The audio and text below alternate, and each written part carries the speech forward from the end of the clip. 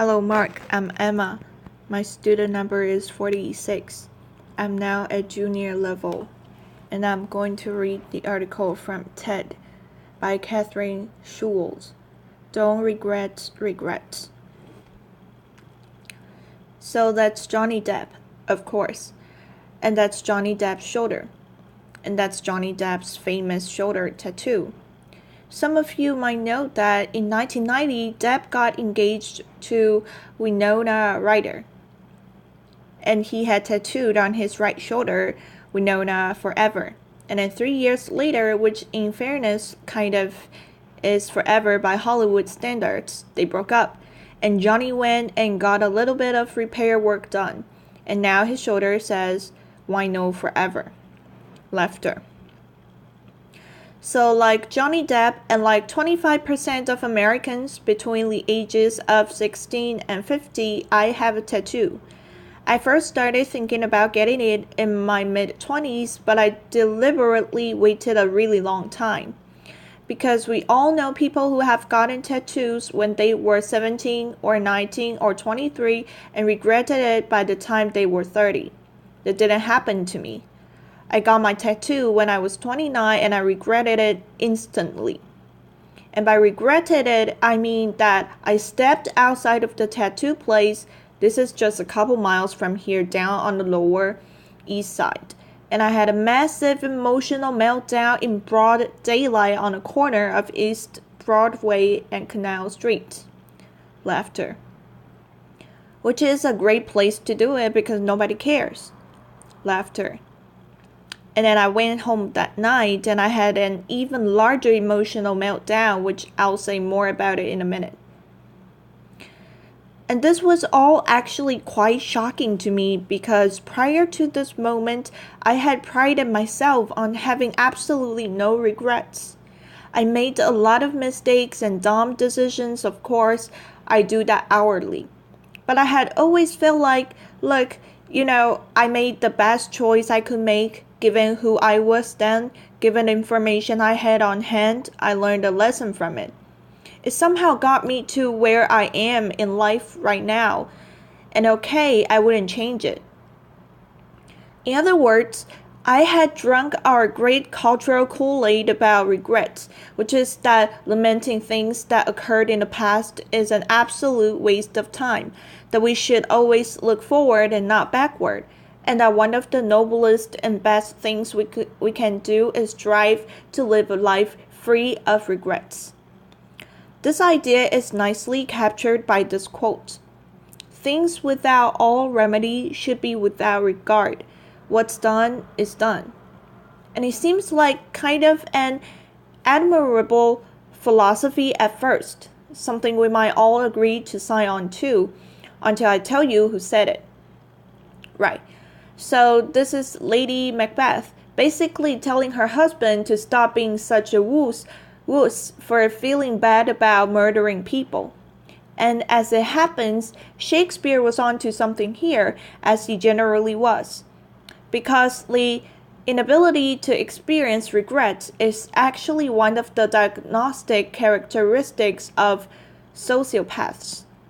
It's also, by the way, a characteristic of certain kinds of brain damage. So people who have damage to their orbital frontal cortex seem to be unable to feel regrets in the face of even obviously very poor decisions. So if, in fact, you want to live a life free of regrets, there is an option open to you. It's called a lobotomy. But if you want to be fully functional and fully human and fully humane, I think you need to learn to live, not without regret, but with it. So let's start off by defining some terms. What is regret? Regret is the emotion we experience when we think that our present situation could be better or happier if we had done something different in the past. So in other words, regret requires two things. It requires, first of all, agency. We had to make a decision in the first place. And second of all, it requires imagination. We need to be able to imagine going back and making a different choice. And then we need to be able to kind of spool this imaginary record forward and imagine how things would be playing out in our present. And in fact, the more we have of either of these things, the more agency and the more imagination with respect to a given regret, the more acute the regret will be. So let's say, for instance, that you're on your way to your best friend's wedding and you're trying to get to the airport and you're stuck in terrible traffic. And you finally arrive at your gate and you've missed your flight.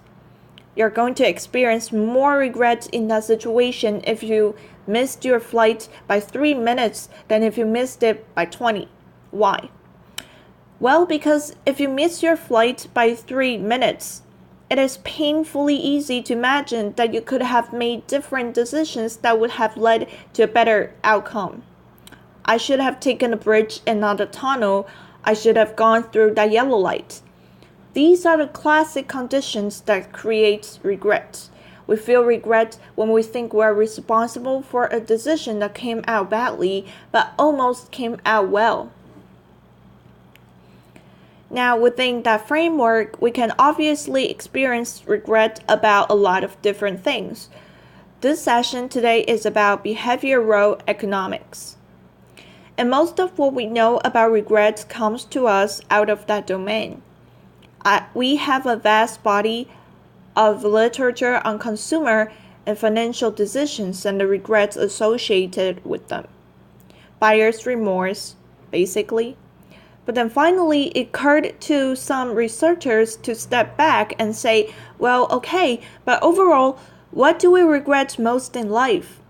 Here's what the answers turn out to look like. So, top 6 regrets. The things we regret most in life. Number 1, by far, education. 33% of all of our regrets pertain to decisions we made about education. We wish we'd gotten more of it. We wish we'd taken better advantage of the education that we did have. We wish we'd chosen to study a different topic.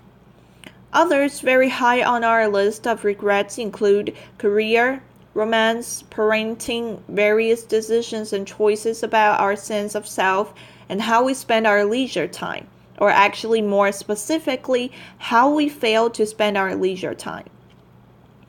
The remaining regrets pertain to these things: finance, family issues unrelated to romance or parenting, health, friends, spirituality, and community. So in other words, we know most of what we know about regret by the study of finance. But it turns out when you look overall at what people regret in life, you know what? Our financial decisions don't even rank. They account for less than 3% of our total regrets. So if you're sitting there stressing about large cap versus small cap, or company A versus company B, or should you buy the Subaru or the Prius, you know what? Let it go. Odds are you're not going to care in 5 years. But for these things that we actually do really care about and do experience profound regrets around, what does that experience feel like? We all know the short answer. It feels terrible. Regret feels awful. But it turns out that regret feels awful in 4 very specific and consistent ways. So the first consistent component of regret is basically denial. When I went home that night after getting my tattoo, I basically stayed up all night. And for the first several hours, there was exactly one thought in my head. And the thought was, make it go away. This is an unbelievably primitive emotional response. I mean, it's right up there with, I want my mommy. We're not trying to solve the problem. We're not trying to understand how the problem came about. We just want it to vanish.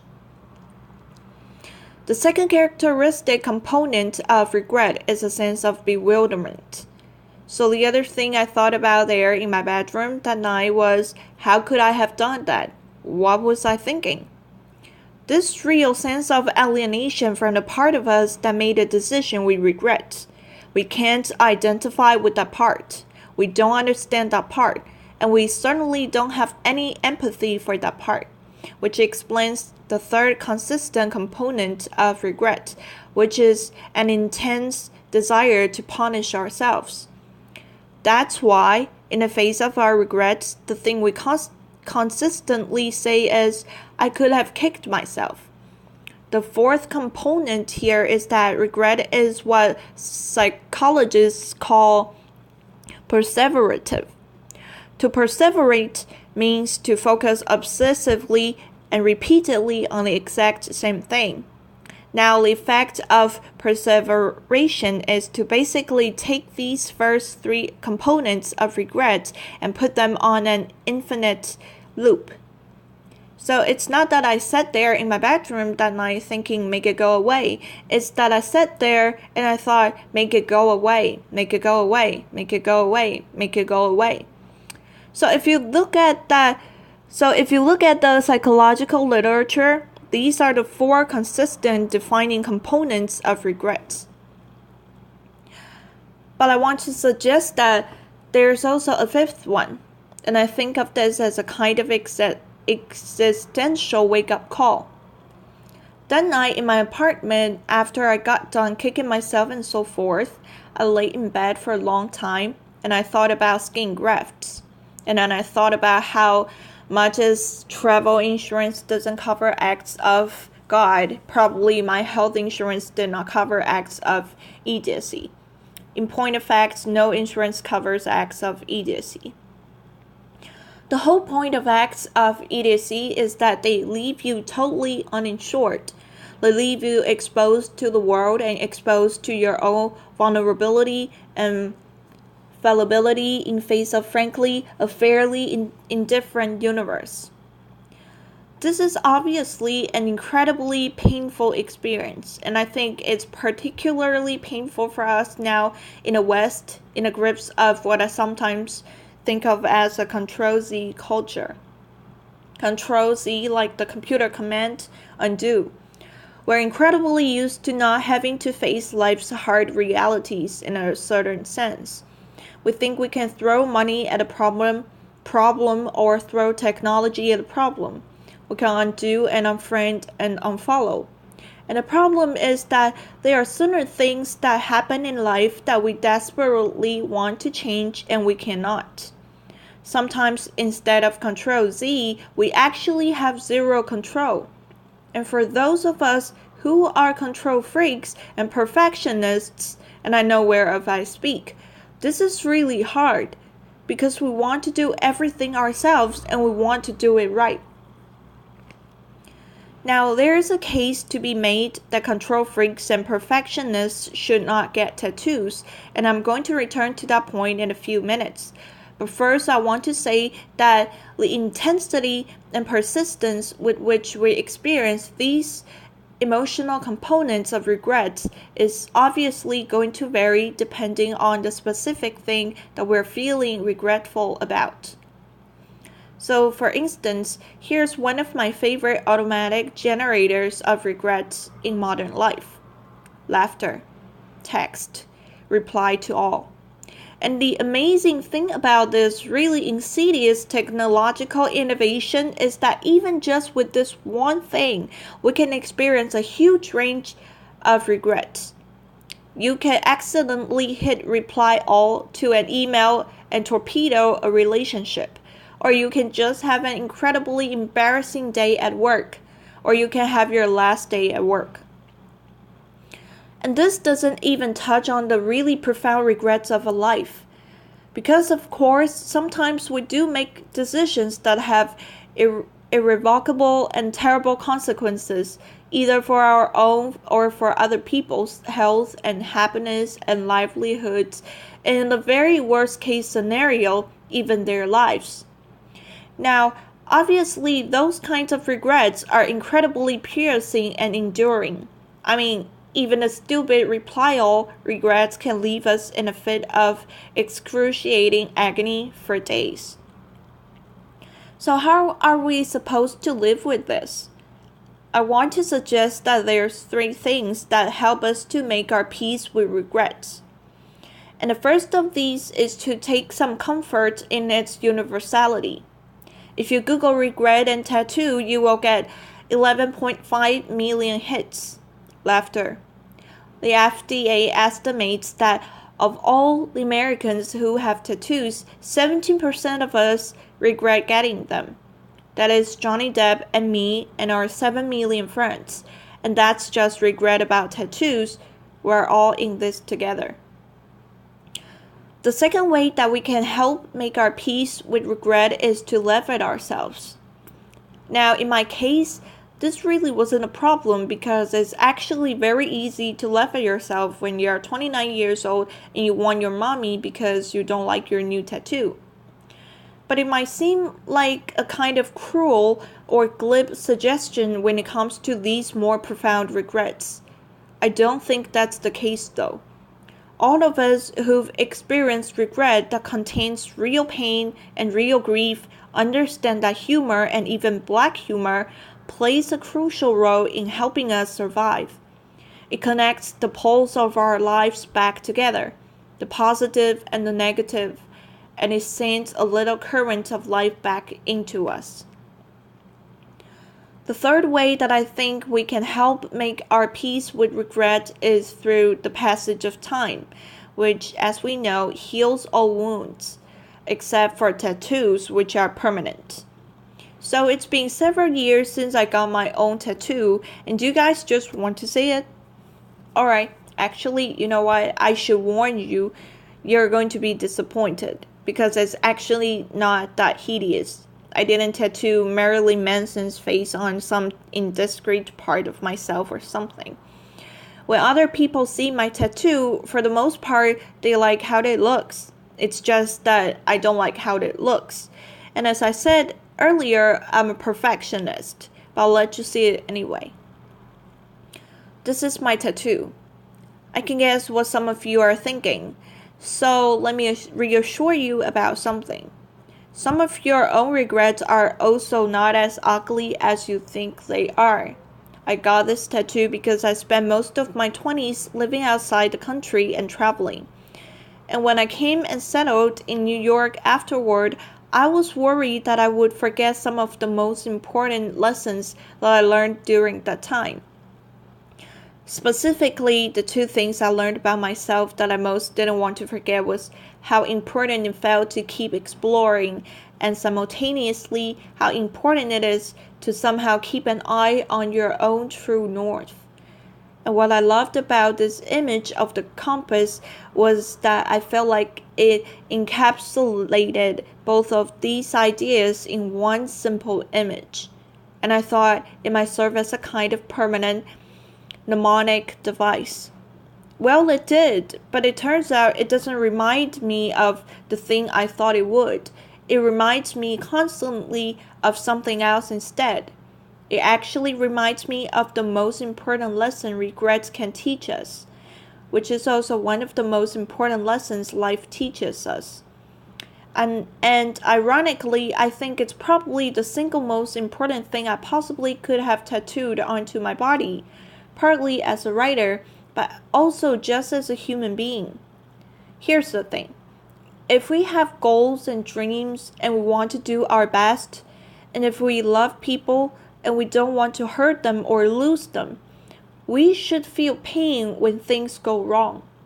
The point isn't to live without any regrets. The point is to not hate ourselves for having them. The lesson that I ultimately learned from my tattoo and I want to leave you with today is this.